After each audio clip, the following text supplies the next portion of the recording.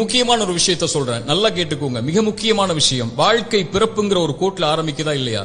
அந்த பிறப்புங்கிற கோட்ல ஆரம்பிச்ச மாதிரியே மறுபடியும் மரணம்ங்கிற அதே கோட்ல வந்து முடியும். பிறக்கும் போது எப்படி ஒண்ணும் இல்லாம வந்தானோ அது போல மரணிக்கும் போதும் ஒண்ணுமே இல்லாம எல்லாத்தையும் விட்டுட்டு போயிருவான். அவனுடைய செல்வம், சொத்து, குடும்பம், குழந்தை எல்லாத்தையும் விட்டுட்டு ஒண்ணும் இல்லாம பிறந்தது மாதிரியே போய் சேர்ந்துருவான்.